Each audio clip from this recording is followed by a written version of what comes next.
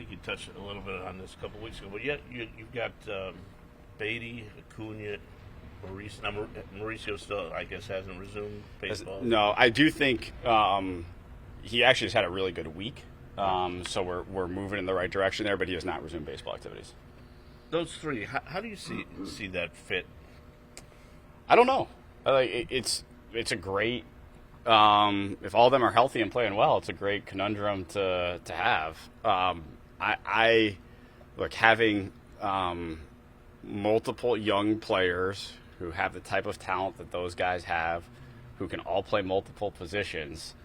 If that's where we are come spring training, that's a very enviable position to be in. Does the fact that Acuña came up at the end of the season and did it for you cast him in a little bit of a different light now going to spring training? Well, I think any time you're able to make an impression at the major league level, it's a good thing. And he obviously performed at a very important time of the season for us. We also understand it was a couple of weeks. And I think we have significant amount of performance history on all those guys to really fall back as on. far as Baty goes, were you pleased with his season at AAA? And could you see him playing any outfield at all or anything like that? I don't think I'd close the door on anything. I think we learned a lot about Brett this year. When we learned that he's able to take a punch and go down and keep working. And I think we also learned that he's able to play multiple positions. And he picked up second base pretty quickly to the point where we were considering adding him to a postseason roster with the potential of playing some second base. That's pretty significant. And so his ability to do that leads me to believe that if we ask him to, he's going to be able to play additional positions. Following up on Acuña, how does that small but exciting sample size in the majors change your view of him after, as you said, a large body of work in the minors? Look, I think it's an additional data point, and I think we, the view of the player as a whole has always been one who has the ability to impact the game on both sides of the ball, and I think we saw that. He played exceptional defense in very pressurized situations for us down the stretch. If anything, that was the most encouraging thing for me, is that we put a guy who had never played in the big leagues at arguably the most important position on the field, and he made some big-time plays for us. I guess in the minors, purely hitting-wise, he didn't hit a lot, and he's season plus at the time that he was called up. How do you figure what kind of hitter he is right now or is going to be, given the large body of work that wasn't very good and the smaller body of work at the higher level that looked exciting? Yeah, so I think there were elements throughout his time in the minor leagues and continue with his times with the Mets in the minor leagues, offensively that were good. This is someone who puts the ball in play. This is someone who, in the minor league, showed he could pull the ball and pull for power, and we saw those elements in the big leagues.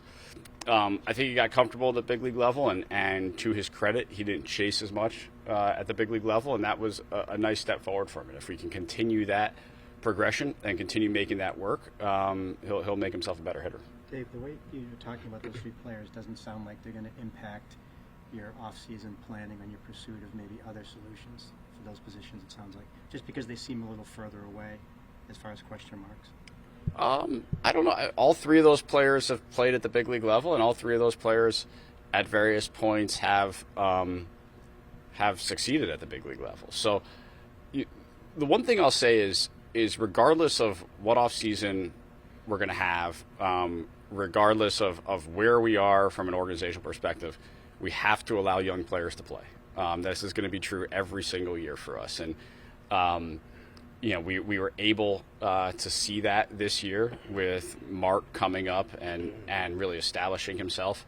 And if we allow ourselves to have those opportunities in future years as well, we're going to get rewarded for it.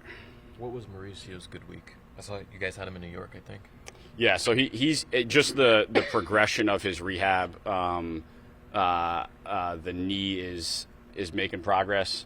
He's getting more aggressive with some of his non-baseball activities, and all those are positives. Is he going to be healthy for spring training? At this point, yes. David, why was it slower than expected initially? I don't have a great answer to that. Do you have a bad Yeah. answer? You guys can let me know. It just has been sort of at every step of this rehab process has just gone a little bit slower, taken a little bit longer. We've had a little bit more inflammation in the knee than we would have liked at various points, which has caused us to back off, get the inflammation under control, and then restart the process. So it's very difficult for me to say exactly why, other than some people's bodies just recover differently from significant surgeries.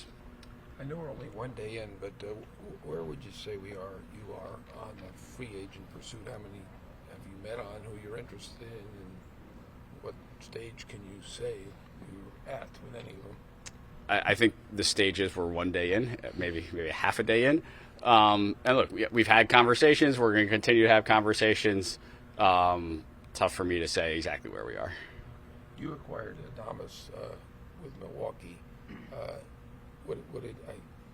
What's your general opinion of him, and can he play third base? I'm not going to talk about any specific free agent. David, what impact does Kodai Senga's season have on your pursuit of other pitchers? Like, do you have a firm understanding of what you have in him, given that he only made that one start plus his playoff performance? We are confident that Senga's going to have a normal offseason, and we believe that a normal offseason will lead to a productive spring training and regular season. We don't think we saw clearly the real performance that we expect from him for when we saw him in the playoffs.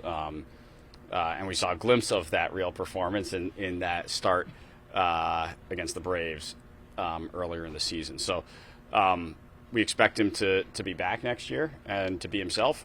With that said, depth is a priority for us, and we are going to do what we can to have as much redundancy around our roster, including in the pitching staff. Where does McNeil fade into that infield conversation? Well, the great thing about Jeff is he can play a bunch of different positions. And for the majority of this year, he was our regular second baseman. I'd be comfortable with him in that role again. If we need to flex him somewhere else, we'll cross that bridge as well. Is it a concern to you that he's had 2 straight years here where the first half he had trouble getting going offensively? Do you see any kind of reason for that? I don't think I have a specific reason for it. I think Jeff made some changes over the course of the year that proved productive for him, and I believe he'll carry those changes forward. Where does Jet Williams fit into this infield-outfield conversation? I think Jet still has some things to accomplish in the minor leagues, and so we'll let him continue on with his development, and then we'll go from there. How is he doing at center? I think he can play a quality center field. He's a great athlete, and I think what we whatever we ask of Jet, I think he's going to be able to accomplish. Do you like him as a up the middle, 3 spots sort of player, or do you think he'll end up somewhere? I think he has the ability to play all 3 up the middle at a high level, and where he ultimately plays is probably going to be dictated by roster need. You have a lot of guys who could be the starting second baseman. Do you, in your mind right now, have a starting second baseman? Like I said, I think Jeff was the regular there for the majority of the year. We've got 5 months before we have to make out a lineup. And I'm sure someone will be playing second base for us when we have to make out a lineup. Would you like to bring Iglesias back? He seemed like he did a good job. Yeah, Iggy did a great job for us, both on and off the field, and all of our free agents, really, we're going to keep in touch and would love to have him back.